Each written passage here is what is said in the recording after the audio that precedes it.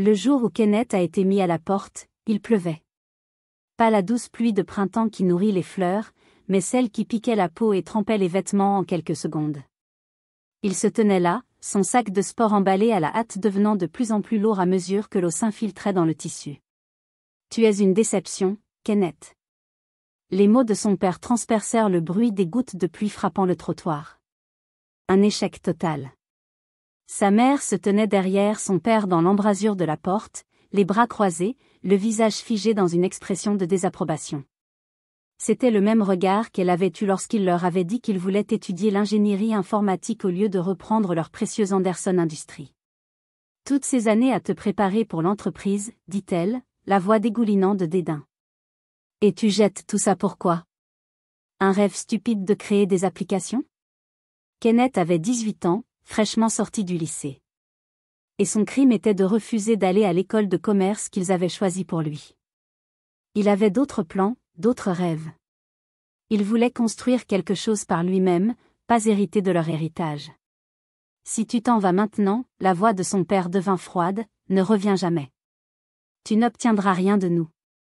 Aucun soutien, aucun héritage, rien. » Kenneth ajusta la sangle de son sac et croisa le regard de son père. « Très bien. » Ce seul mot sembla les choquer tous les deux. Il s'attendait à ce qu'il craque, qu'il cède comme il l'avait toujours fait auparavant. Mais quelque chose avait changé en lui. Peut-être étaient-ce les années passées à être comparé à son frère aîné parfait, Eddie. Ou peut-être était-il simplement temps d'arrêter d'être la personne qu'il voulait qu'il soit et de commencer à être lui-même. Il se tourna et s'éloigna, chaque pas l'éloignant davantage du luxueux manoir dans lequel il avait grandi. Leurs derniers mots le suivirent le long de l'allée. « Tu vas échouer, Kenneth.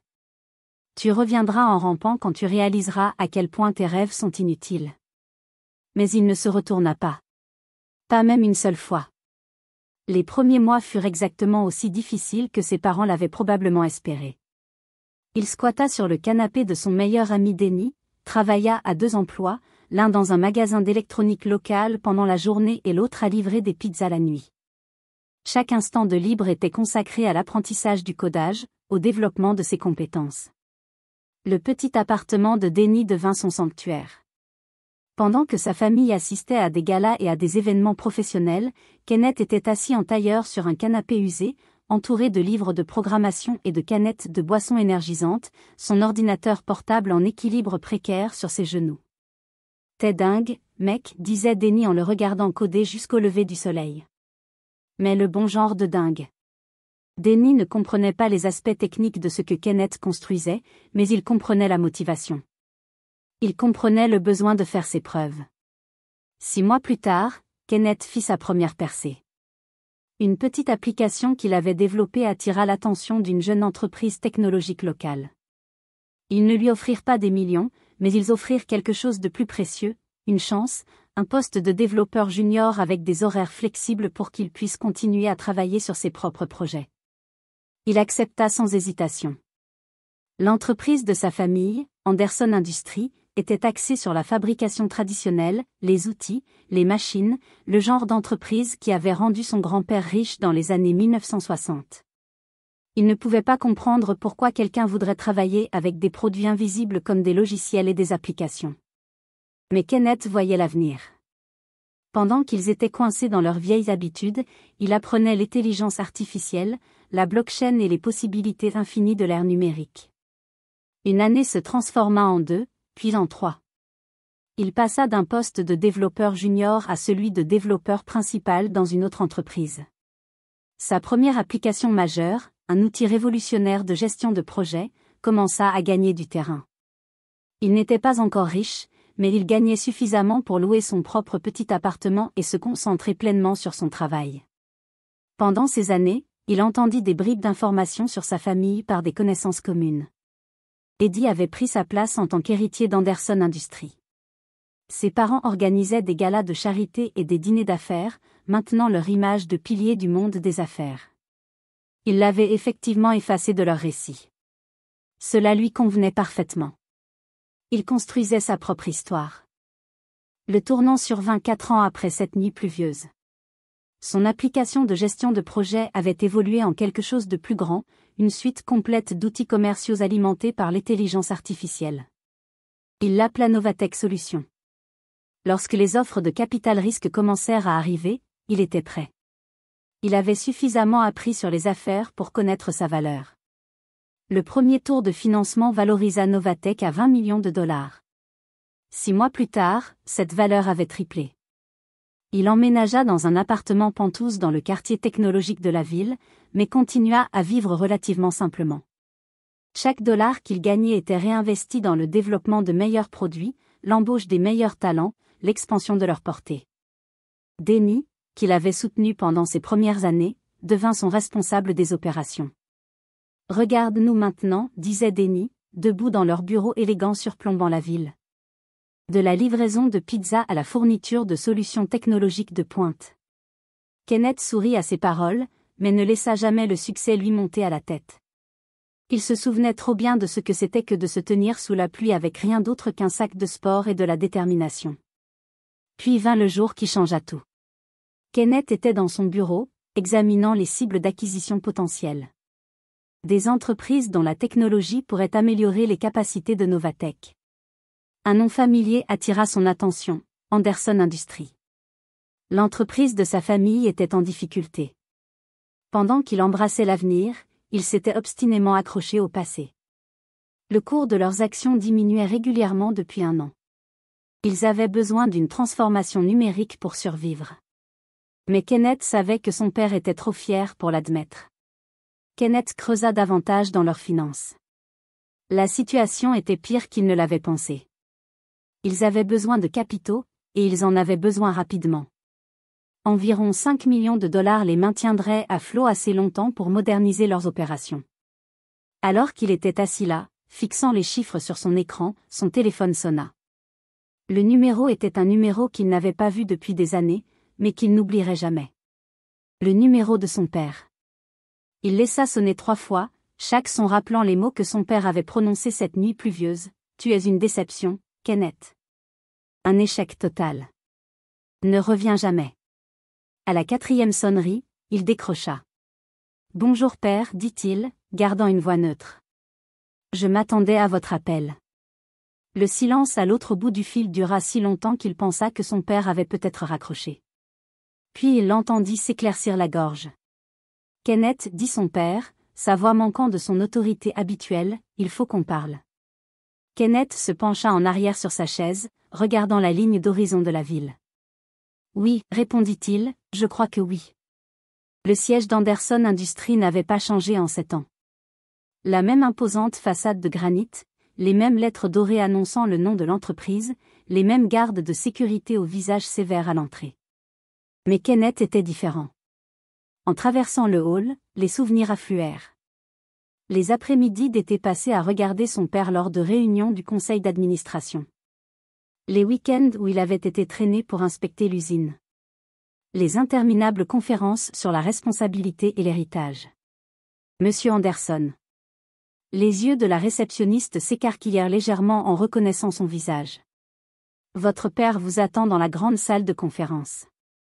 Il hocha la tête, ajustant son costume italien.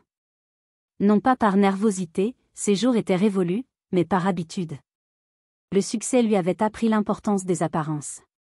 Bien qu'à la différence de sa famille, il savait que ce n'était que cela, des apparences.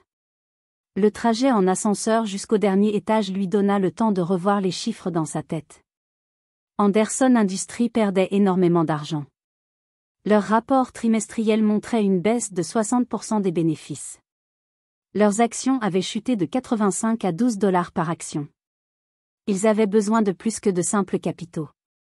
Ils avaient besoin d'une refonte complète. Les portes de la salle de conférence s'ouvrirent sur une scène que Kenneth n'aurait pas pu imaginer il y a 7 ans. Son père, le puissant Wallace Anderson, paraissait plus vieux, fatigué, son costume parfaitement taillé ne pouvait cacher le poids qu'il avait perdu.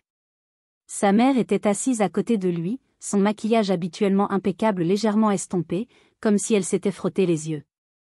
Eddie, son frère aîné, se tenait près de la fenêtre. Il avait pris du poids, son visage bouffi à cause de trop de dîners d'affaires et de trop de stress. Le garçon doré n'avait plus l'air si doré. Kenneth, dit son père en se levant.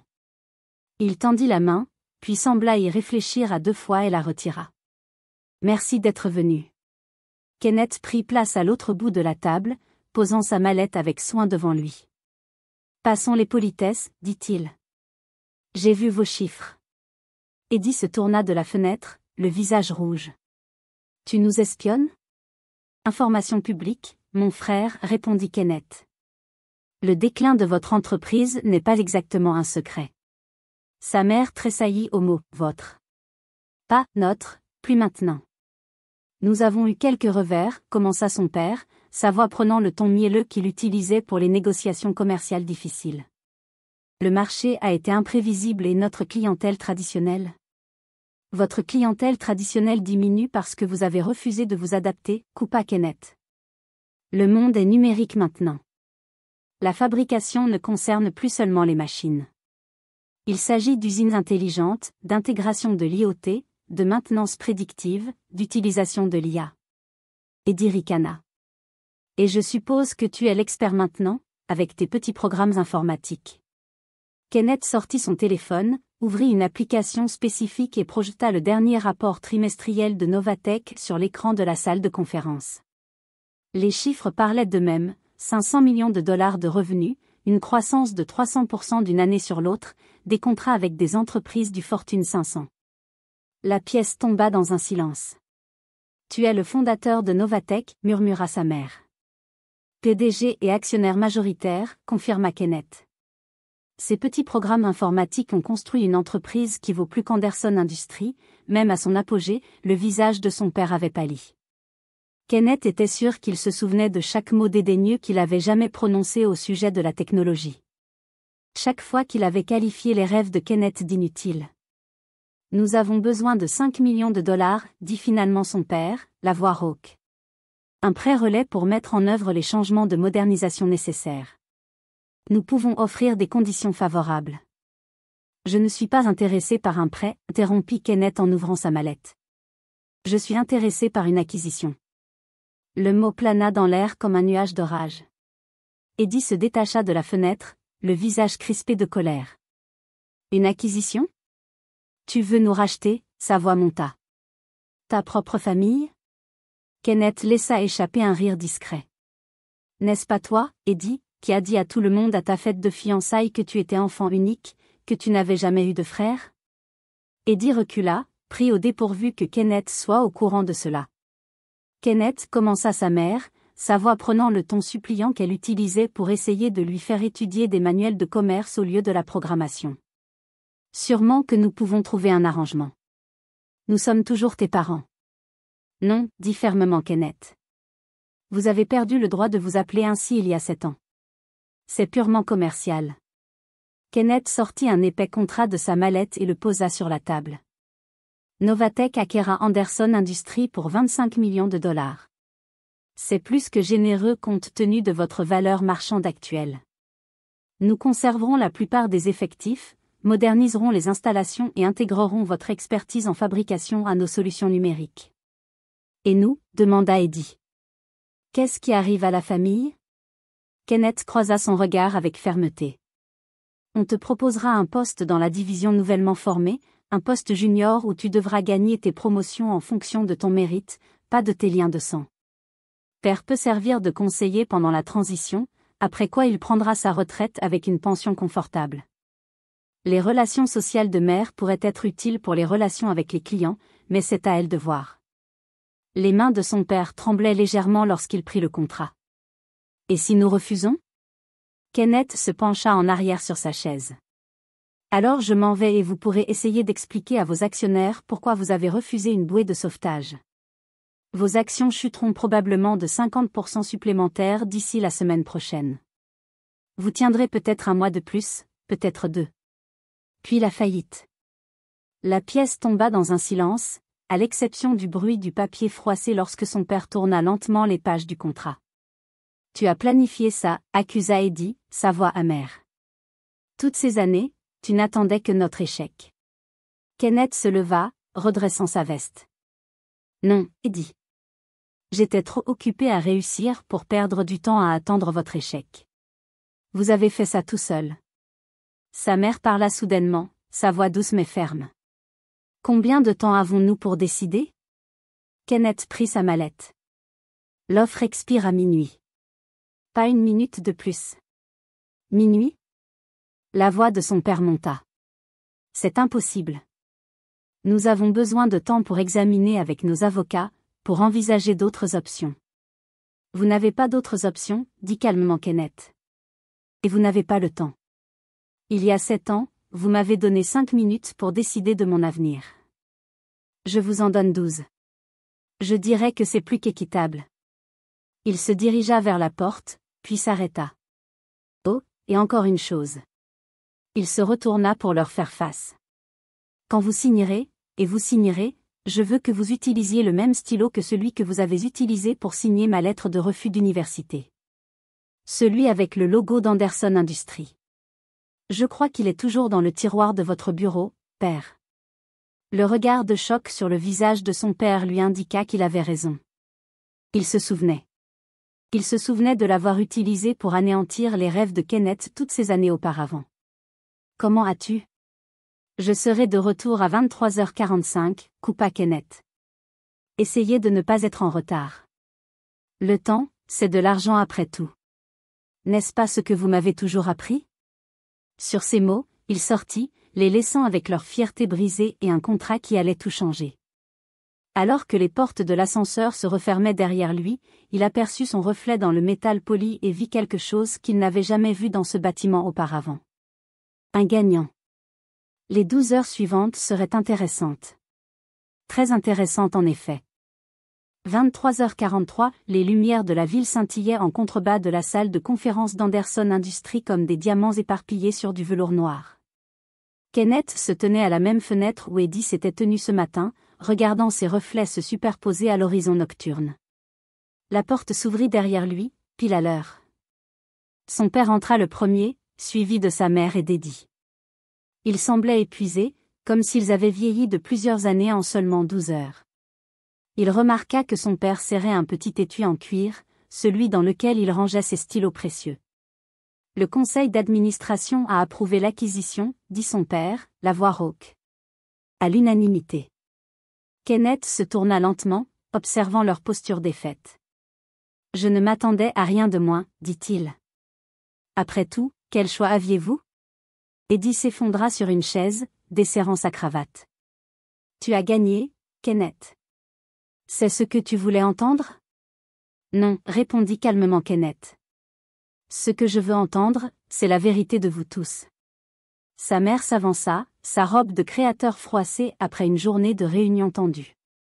La vérité sur quoi? Demanda-t-elle. Sur la raison pour laquelle vous m'avez vraiment repoussé. Ce n'était pas seulement une question d'école de commerce, n'est-ce pas? Le silence qui suivit fut lourd de mots non dits. Finalement, son père soupira, paraissant soudainement ses 65 ans. Tu lui ressemblais trop, dit-il doucement. Kenneth fronça les sourcils. À qui? Ton grand-père? Ce n'était pas ce à quoi Kenneth s'attendait. Grand-père, celui qui a fondé Anderson Industries, son père hocha la tête, s'affaissant sur une chaise. Harold Anderson était un visionnaire. Il voyait l'avenir arriver avant tout le monde. Dans les années 1960, alors que tout le monde faisait les choses à l'ancienne, il a modernisé, automatisé, pris des risques. Le conseil d'administration le prenait pour un fou. Même son propre père l'a traité d'idiot. Il sortit l'étui à stylo, l'ouvrant de doigts tremblants. Mais il leur a tout prouvé le contraire. Il a construit cette entreprise à partir de rien pour en faire un empire.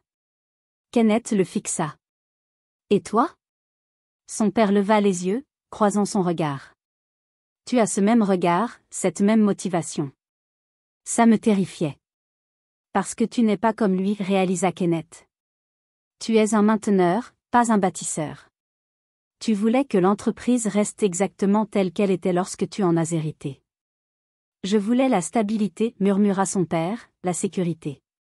Quand tu as commencé à parler de technologie, de tout changer, j'ai vu mon père en toi et je me suis souvenu à quel point j'avais peur chaque fois qu'il prenait un nouveau risque, lançait une nouvelle entreprise.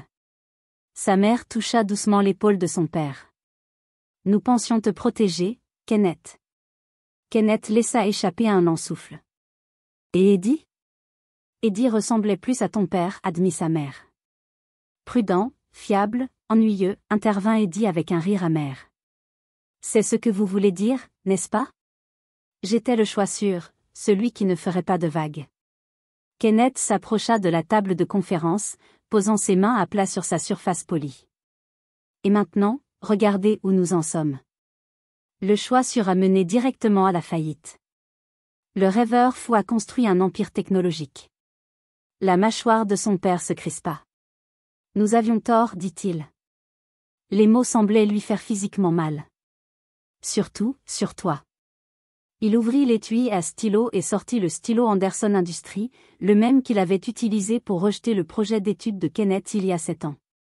Le logo doré capta la lumière lorsqu'il le posa sur le contrat. Avant de signer ça, dit son père, j'ai besoin de savoir. Sa voix était douce, presque hésitante. Qu'est-ce qui s'est vraiment passé après cette nuit? Comment as-tu fait? Kenneth s'assit en face de son père, ressentant une envie inattendue de raconter enfin son histoire. Les premiers mois ont été un enfer, admit-il.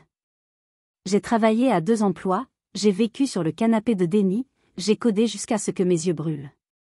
Mais j'avais quelque chose que vous ne m'avez jamais donné à la maison. Sa mère fronça les sourcils.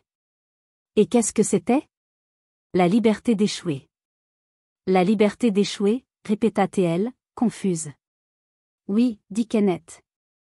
Parce que quand on est déjà au plus bas, quand sa propre famille vous a rayé de la carte comme étant sans valeur, il n'y a plus de pression. Chaque petit succès est une victoire. Chaque échec n'est qu'une autre leçon. Il sortit son téléphone et leur montra la première version de ce qui allait devenir le produit phare de Novatech. C'était ma première application. Buggée, moche, à peine fonctionnelle, mais elle marchait. Et chaque version s'est améliorée. Eddie se pencha en avant, réellement intéressé pour la première fois. Et le capital risque? Comment les as-tu convaincus d'investir? Kenneth sourit. Je ne l'ai pas fait. Eddie fronça les sourcils. Qu'est-ce que tu veux dire? Ils m'ont convaincu, dit Kenneth. À ce moment-là, j'avais des clients payants, une technologie éprouvée. Je n'avais pas besoin de leur argent. Ils avaient besoin de mon innovation, tout comme Anderson Industries en a besoin maintenant. Son père prit le stylo, son poids lui semblant plus lourd qu'il ne s'en souvenait. Et après avoir signé, demanda son père, qu'est-ce qui nous arrivera vraiment? Exactement ce que j'ai dit ce matin, répondit Kenneth. Eddie aura un nouveau départ, apprenant le métier à partir de zéro. Mère pourra maintenir les relations sociales qui attirent les clients. Et toi, père? Kenneth soutint le regard de son père.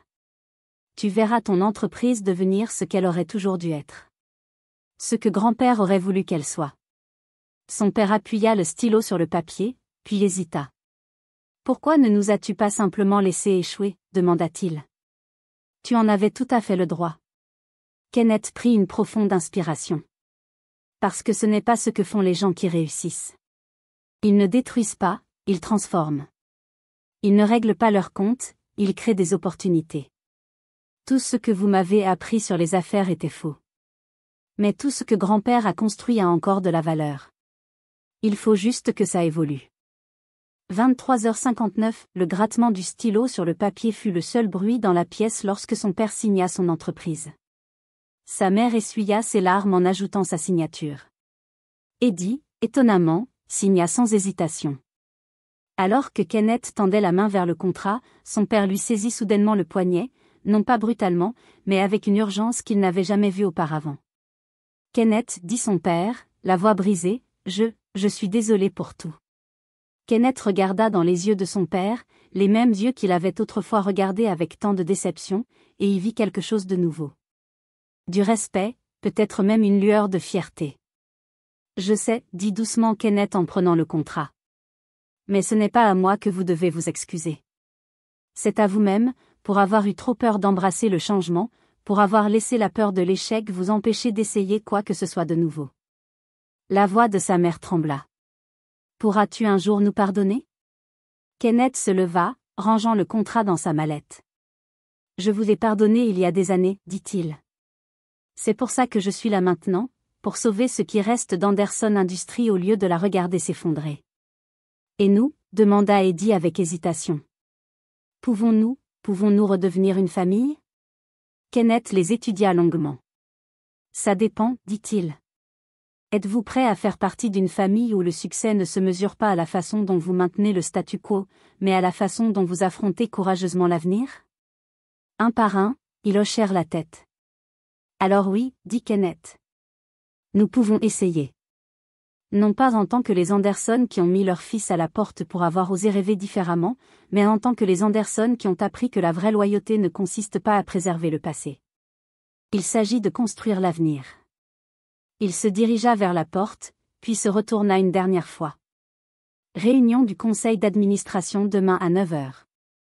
Ne soyez pas en retard. Nous avons une entreprise à reconstruire. Alors qu'il descendait en ascenseur vers le hall, il pensa à cette nuit pluvieuse d'il y a 7 ans, au jeune homme de 18 ans effrayé avec un sac de sport et un rêve. Si quelqu'un lui avait dit qu'un jour il posséderait l'immeuble dont il était expulsé, il ne l'aurait probablement pas cru. Mais c'est ça, les rêves. Ils n'ont besoin de la permission de personne pour se réaliser. Ils ont juste besoin de quelqu'un d'assez courageux pour les poursuivre. Denny l'attendait dans la voiture à l'extérieur. Alors, patron? Kenneth lui montra le contrat signé. Anderson Industries fait maintenant partie de Novatech Solutions. Denny sourit. Et le drame familial? C'est en cours. Admit Kenneth en levant les yeux vers le bâtiment qui ferait désormais partie de son entreprise. Mais pour la première fois depuis 7 ans, j'ai l'impression qu'il pourrait y avoir de réels progrès. Denny démarra la voiture. Souviens-toi, dit-il, quoi qu'il arrive avec eux, tu as déjà fait tes preuves à toi-même, et c'est ce qui compte. Kenneth hocha la tête, regardant Anderson Industries rétrécir dans le rétroviseur. Denny avait raison. Le succès ne consistait pas à prouver à ses parents qu'ils avaient tort. Il s'agissait de se prouver à lui-même qu'il avait raison. Tout le reste n'était que détail. Demain apporterait de nouveaux défis, intégrer les entreprises, moderniser les installations, reconstruire les relations familiales. Mais il était prêt à tout cela. Après tout, il était Kenneth Anderson, l'échec qui a réussi, le rejeté qui est revenu victorieux, le fils qui a dépassé les rêves de son père en osant rêver les siens. Et ce n'était que le début.